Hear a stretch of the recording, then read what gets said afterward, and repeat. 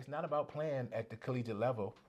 It's about gaining the skills and then coming back and helping someone else to become a better person. Yeah. So sports is just a vehicle, right? Sports doesn't land you in the pros. Sports doesn't make you millions of dollars. It's a vehicle for health and fitness, and you can come back and teach other people how to do it. Number one, it just creates natural endorphins, so you're just naturally happy.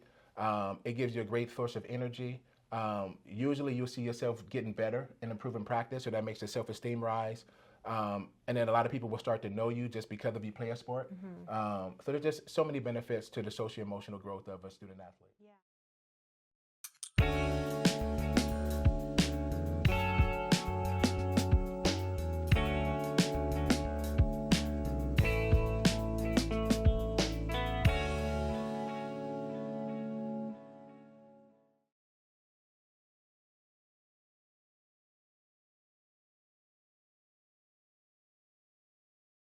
Welcome, Linwood Unified School District families, to another episode of Beyond the Classroom. I'm always very excited to have special guest speakers, but I'm extra excited today because, as you guys see, we have Mr. Larry Reed here with us, current principal at Fireball High School, but he's been in the district for 28 years. 28 years. Wow. So I know you were a principal at Rosa Parks. Yes. Elementary school. And what else have you done here in Linwood Unified? So I started off as an elementary teacher at Lugo Elementary. I did 5th and 6th grade. Transitioned to Cesar Chavez Middle School in 2005 when it opened up. I was a math and science 6th grade teacher. And then I was lucky to come out of the classroom the next year. I was the instructional improvement coach. I did that role for 2.5 years. And then I finally transitioned into assistant principal at Fireball High School in 2009. Yeah, that's amazing. And you've had a lot of experience, and you are one of our top administrators here in the district with a lot of knowledge and experience. Thank you. And today we have you here to talk about a very unique topic that I don't think we talk about enough. And I think a lot of times as parents we do it as routine, but we don't really understand the whys to why we do what we do. And you have a lot of knowledge. Not only do you have knowledge as a coach and as a professional, but personal knowledge. Yes. So we're going to talk about athletics and child development. Nice. How do those two things connect? And what can we do as families to bring our kids to that connection?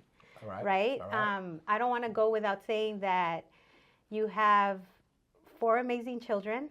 Thank you. Right? Thank you. And I love your stories. If you don't follow Mr. Reed on Instagram or Facebook, you should. Please do. I really love the stories that you share because that lets us know who you are as a person. And when you guys see us here, you see us as professionals, as directors, as principals, but we're really just people, right? Correct. With families and history, and we're learning and we're growing together. So you're talking about athletics. Your children have all been trained to be athletes. Correct. At a young age, you know? And yes. I know a couple of your daughters have gotten full rides. Yes. And then, Correct. So can you talk about that? I'm gonna let you talk about that. Yes. Tell me a little bit about who you are outside of Linwood Unified. So I am 6'5".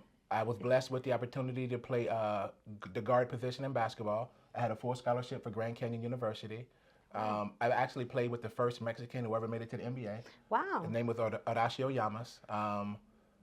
We did very well at Grand Canyon for my 2 years there. I always tell people I have the most wins in a 2-year span at Grand Canyon University. Wow. They have just now made it to the March Madness, so they're in the NCAA tournament, so now they're a Division I school. Was this when you were working on your bachelor's? Yes, correct. When you were younger? Yes. Okay. Yeah, so I got my bachelor's of psychology at Grand Canyon University. Okay. Yeah. Wow. Yeah. And then you have your kids. Yes. So I have 4 kids. My oldest is my son. He's 30 years old. He also gained a full scholarship for basketball at Hampton University. Wow. He was able to win a state championship in high school. He also played in the NCAA tournament. Had a great career. Transitioned into a physical trainer and real estate, and he's a model. I have 3 daughters. My oldest daughter was a high school All-American at Sierra High School for track and field. She signed a full scholarship for the University of Oregon. She was a 7-time All-American at the University of Oregon. She was able to graduate with a liberal science degree. My middle daughter did not really like sports, so we didn't put her in sports, but she learned how to multitask. She still knows how to work out for health and fitness and for lifestyle. And then my youngest daughter right now is currently at USC on a full scholarship for track and field as well. Wow, I got chills, man. No, thank you. Thank you. What's the secret? The secret is just tapping into I feel like an undervalued resource, which is athletics. I think a lot of people think athletics is a tool where you want to become a professional athlete or you want to get a full college scholarship, and that's not really the case. I think 80% of it is just teaching essential life skills. Wow. Time management, learning how to be a leader, risk taking, just those simple pieces. But to me, the biggest part was learning how to lose. Wow. Yeah. Learning how to lose. Learning how to lose is an essential life skill. Let's talk about that because we just did another podcast on resilience. Mm-hmm. Mm-hmm. So, what do they learn? What do we learn? What do parents learn? I think the biggest part is a lot of successful kids, they go through life without ever losing, right? Or taking a big loss. So when they get into real life, right after they're 24, 25 and they take a loss, they really don't know how to get back on their feet. So sports teaches you how to lose with grace. You have to go down the line and shake that person's hand. And then you have to figure out later on that day, right, do you want to get better in that sport or do you want to give up? And most people, they continue, right? They are resilient. They train a little bit harder. They learn how to improve their skills. And at some point, right, they become a winner. Yeah. Yeah. So going back to your kids, I'm going to say that you and probably their mom had a lot to do with that. Big time. Right? Yes. That doesn't just happen where you have full rides, where kids are getting, all your kids almost. Correct. Full rides. And I'm sure your middle daughter, had she liked sports, she would have probably got a full ride. Yes, absolutely. But you know what? We're not all made that way. And I know she has an amazing career track as well. Correct. But what did you do? What did you do as a parent? So to be honest, their mom played a huge role. She was an advocate for making sure they got training outside of practice. Okay. She was usually the person who drove them long distances for practice. Wow. And just providing steady encouragement, just letting them know that they were always hardworking, they were resilient, they were intelligent, but just always believing in that they could be the best. Wow. Yeah. And what does that look like daily though? Like, I know it sounds yes, like great, right? But you guys put in time. Yes. Right? A lot of long days, a lot of long nights, from both parties, from the adults and the kids. Usually getting up around 6 a.m, just making sure that we got to school on time. Because again, time management. So I never wanted to be the parent who was dropping my kids off at 8:32, 8:40. So I would always try to get them there by 7:45. Also, so that way I can get to work on time here in Linwood. Yeah. I'm a little weird, so for me, at 6:30 in the morning, I would always iron their clothes. But what that creates is a relationship where they got to come and say, "Hey, good morning, Dad." Yeah. Right? And so it just starts a healthy communication early in the morning. Yeah. After I would iron their clothes, I would make their breakfast. And then on the ride to school, we would always talk about the importance of education, making sure education was first, athletics were second, because I always wanted my kids to be a student athlete. Yeah. And then after school, we would pick them up. We would go to training. A lot of times it was hour and a half rides to whether it was Oxnard or Rancho Cucamonga for training, because we always wanted to train with the most elite athletes. Wow. Yeah. And at what age did that start? So it actually starts at about 6 months. Oh my God. We put them in the little contraption called the jumper, where the kids are kind of like in the door, and they kind of just jump up and down, jump up and down. But that's how you can test their athleticism and their will to want to be an athlete. And then I made all of them ride a bike. I made all of them play soccer at the age of 4. And then we transitioned that to start working out in the sand. Why bikes and why soccer? Soccer was very important because it creates coordination. It's actually the best sport in the world because the soccer skills transition to any sport. And then bike riding is just for the coordination, for the leg development. But it puts no stress on the joints. It's just all muscle development. Wow. And all this information you learned on your own, or you learned from like studying or like a coach yourself? Coaches, studying, just being an avid lover of sports, just listening to other people who played sports at a high level, listen to their stories. But a lot of it's just science research. And I know you're a lifelong learner because even now, as you're the principal of Fireball, you always talk to your team and talk to us about like water fasting, like the importance of eating healthy nutrition, and just what works. Yes. It's not just doing things just to do things. And I just like to follow the science. Science is usually going to be able to help about 95% of the people. a lot of people, when they do anecdotal stories, it's going to help them, but it's not going to really be able to help the mass. So I try to utilize science when we're doing training and development. Wow, that's amazing. And another thing before I forget, I know there's a lot of students that you've helped. You help them every day as the principal, but actually helping, where you're teaching them everything you just said. To me, that's the best thing about being an educator. I'm in front of kids every day, all day, and I'm always looking for those kids that just want to learn and want to improve their practice. One of my favorite kids that I've ever ran into, he was a 2.2 student at Fireball High School. He barely got into the basketball game, but still, to this day, we're lifelong friends, and he actually is able to train kids in Africa and in China. And it just started from a relationship with seeing him on the end of a bench of a basketball game. Yeah. I think sometimes people don't realize that you don't have to be a 4.0 student to be successful. I'm a firm believer that kids for the 2.5 and below, those are the kids who have a lot of resilience. They know how to work. They just need the specific skills and the encouragement to develop their talent. Yeah. And those are usually the kids that I like to work with. Those are people like us that the resilience, man, it goes a long way. Correct. And then you connect with people like you, then that takes it to another level. Correct. It's specifically when they have a why. Once a kid have a why or an adult has a why, I mean, that's the highest form of learning. Yeah. And we as adults have such a powerful influence in our students. Yes. That, you know, we can change their lives just by believing in them. Yeah. And also just by telling them real stories, making success accessible. A lot of kids feel like people that are successful, they can't attain it. So the more we share real stories and dedicate outside hours, because I always tell kids from 8:30 to 3:30, it's my job to work with you. Yeah. But if we're together after 3:30 or on a Saturday and Sunday, you know, I want to be here and you want to be here, so that just builds a bond. It changes. Yes. Yeah, there's a different purpose. So let's talk about what is sports? What can it do for students, like social and emotional well-being or growth? Sports can play a big factor in social emotional well-being because number one, it just creates natural endorphins, so you're just naturally happy. It gives you a great source of energy. Usually you'll see yourself getting better and improving practice, so that makes your self-esteem rise. And then a lot of people will start to know you just because of you play a sport. So there's just so many benefits to the social-emotional growth of a student athlete. Yeah. Let me go back to losing, because I had this question about losing. Okay. As a parent, I'm talking to Mr. Reed as a parent. Yes. Okay, not the principal. When your kids would lose, or maybe not lose, or not score how they were supposed to, because I know some of them did track, right? Yes, a couple absolutely. of them did. Okay. And they were upset. Yes. Because I know if they're like you, they wanted to win. Yes, if they're anything like you, they wanted to win. Yes. How did you handle that as a parent? Like, what did you tell them? How did that conversation go? So we have 3 steps. I tell them every competition, just smile, have fun, and compete. So if you do those 3 things, I don't care if you win first place or last place, as long as you smile, you have fun, and you compete. But I do want them to compete. Okay. Yeah. So if they would lose, what would you do?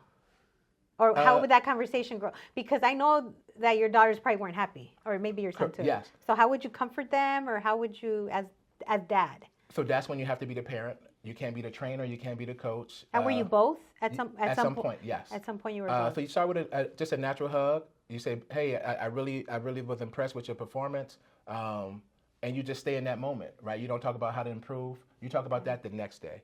But at that point, you just be a parent. You give them as much love as possible. You give them some encouragement, and always remind them second place is not always bad, depending on who was first place. Because you can go somewhere and always win first place.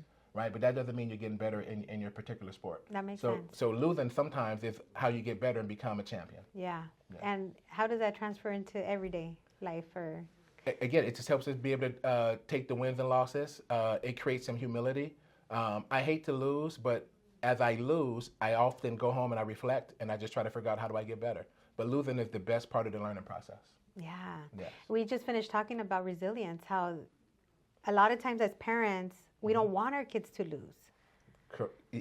Yes, I'm a big believer in losing, but I don't want my kids losing in a dramatic fashion or in an alley somewhere. I'd rather them lose in a sport, right? Yeah. Where that way we can look at the film We can figure out if we want to get better. Yeah. And we just help them reestablish their why. Yeah.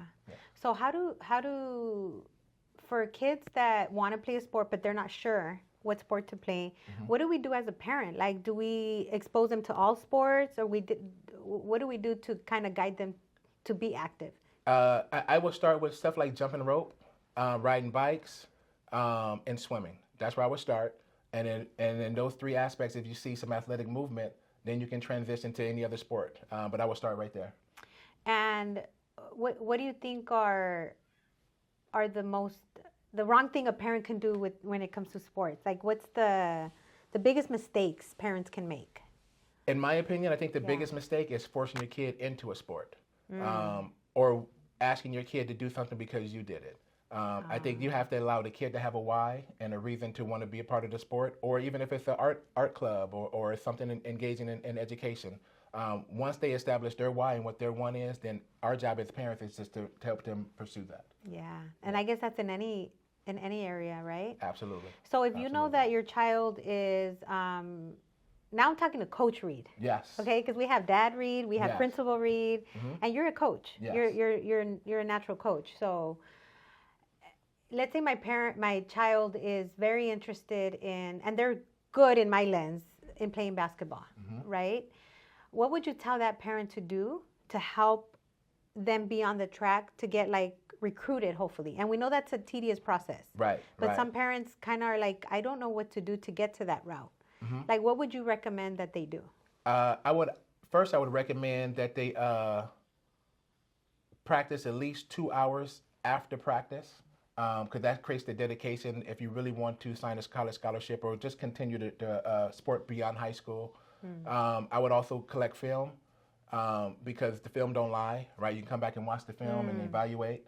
And then just the most important part probably, though, is just making sure the grades are right, because the colleges can come and look at your kid and want to recruit, but if the grades aren't right, or if the behavior is not right, then it's going to be very tough for a college to want to recruit. Yeah. Yeah. And if they're not naturally knowledgeable because they didn't play themselves, or they don't, would it be smart for them to find someone that can probably help them? Even if you're the best basketball player or the best track and field coach, I would always advise you to allow your kid to be trained by someone else.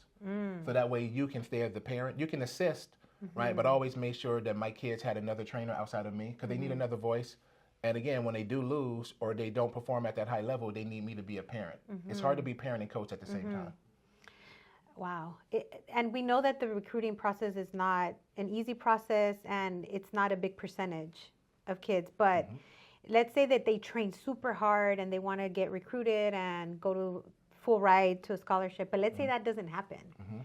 What would you say to a family? Because the parents are in it too. You invest also, and the child doesn't get involved. Doesn't get recruited. What would you tell that family? I would probably share my story with my favorite Fireball student who never played college basketball. But again, he's a trainer in Africa and in China. He actually runs his own prep academy now. Wow. It's not about playing at the collegiate level.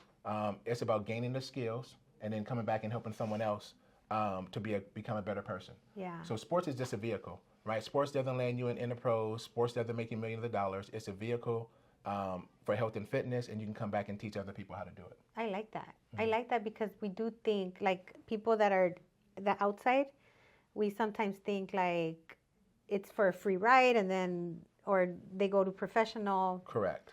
It should be about health and fitness, just healthy lifestyle, learning how to gain those essential life skills.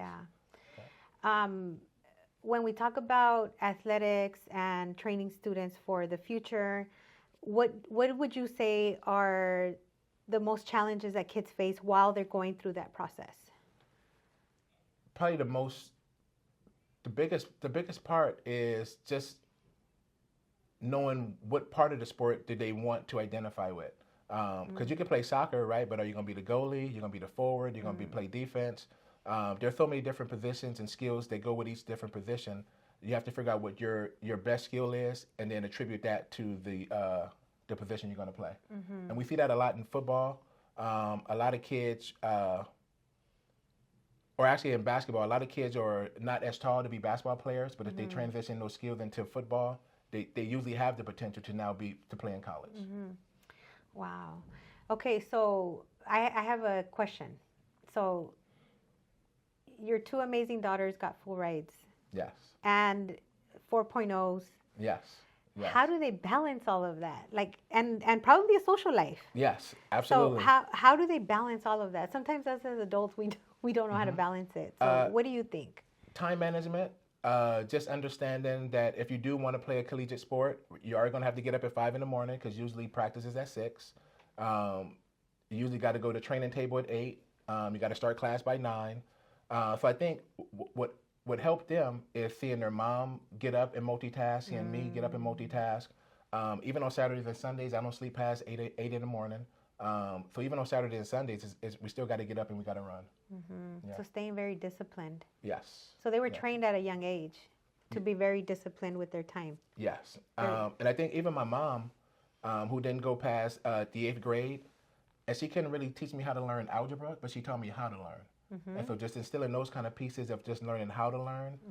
You watch, you observe, you try, you make some mistakes, you get up and try it again. Yeah, and we just finished talking about that with our other guest speaker about how we were raised was very different. Correct. It's not how we're raising our kids now, and maybe they weren't the most knowledgeable, but they knew a lot. Yes. You know, and we learned a lot through that process. Correct. And there's a lot of richness in that.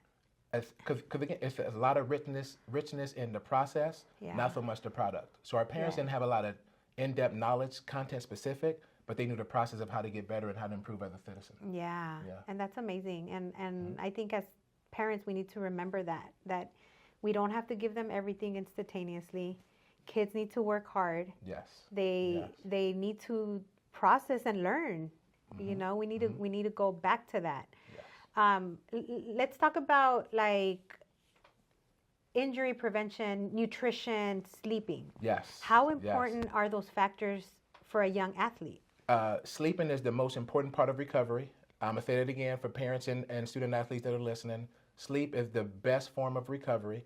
Because even when you are fasting, the reason why fasting works is because you're not eating, right? And so your cells are regenerating. But that's what happens when you sleep, right? So sleeping 8 to 10 hours, I know it sounds like a fallacy, but young students should be sleeping 8 to 10 hours per day so their body can recover. Nutrition is key. 75% of our body is water, right? 75% of our muscles is water. So I always laugh and giggle when I see people drinking protein shakes because that's not the essentials of muscle building. It's actually water. Oh, wow. So it's key. Nutrition is key. Very, very. Wow.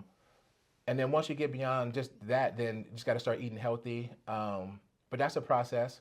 Some kids, some families aren't able to eat as healthy. Right. So just managing what you eat. You don't need to calorie count, but you have to be conscious of what you're eating and what you're intaking because that becomes your fuel. Yeah.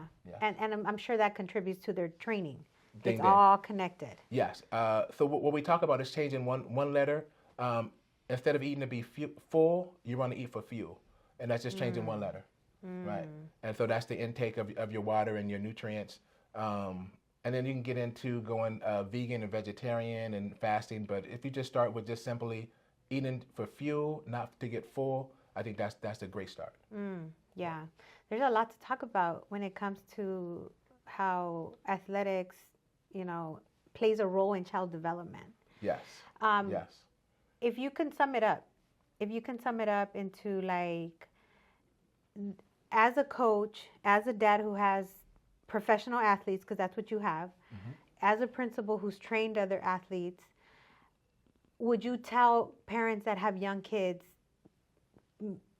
start your kids with some physical activity? Like, is that what you would recommend? Absolutely. I recommend that all human beings take part in some type of athletic movement every day. Research shows that as long as muscles are developing, right, we'll live a longer, more quality life. So I would start with swimming, long walks, because long walks count, and then transition into light jogging, bike riding, jump roping, just some things where you don't need a lot of equipment. Yeah. And then once you get comfortable doing those things, then you can transfer into getting a gym membership or buying fancy equipment to continue your practice. Yeah. So we need to just stop the sedentary, we need to move. Move. Yeah. Yeah, we need to move. Because movement creates blood flow, And one of the reasons why we're all living is because our blood is flowing, right? So as long as your blood is flowing, everything is circulating, you don't get much inflammation. So body movement is key. And for the little ones that, we have a lot of young parents that it's like, find something for your kids to do. Take the iPad away. Take the phone away. Yes. I mean, that's okay. We all give it to them once in a while, right? We're not, but that shouldn't be what the kids are focusing on. They should have at least an hour a day where they can be away from an iPad, away from a phone, even if it's just reading a book, right? But that starts to foster creativity. And then for those who do want to participate in the active activity, then you can, like I said, you can start with the jump roping, you can start with the long walks, you can start with the swimming, bike riding. Skateboarding is one of my favorites because skateboarding creates coordination. But just simple activities where it doesn't cost a lot of money, but definitely movement is the key. Yeah. And I think that's when parents are going to start seeing if their kids have any desire to do any other types of sports. Correct. Or if they're naturally good at it. There's some kids that when you start seeing them in action, correct, you kind of start seeing like, wow, they have a passion for that. Because I think passion drives a lot of other things. Passion. So I went to the LA Marathon for the 4th time this Sunday. Oh, wow. And one of my... Wait, you went or you participated? No, I just went. I'm not ready for a marathon Okay. But one of my biggest takeaways all the time is when you see people able to run 26.2 miles, wow. It doesn't matter how tall you are. It doesn't matter body type. It doesn't matter what culture you are. If you have the determination and the why to want to get up and move, you can do 26.2 miles. Wow, that's amazing. Okay, what would you say because to me, I think this is very, powerful because not everyone's going to be a professional athlete that gets recruited. Correct. But they like playing. Yes. What would you tell that athlete? I'm going to call them an athlete. Yes. Because even though they're athlete, what would you tell them because I've heard students say like, well, I'm probably not that great, but I enjoy doing it. What would you tell that group? Definitely keep doing it. As long as it's not causing any injuries, continue practicing your sport.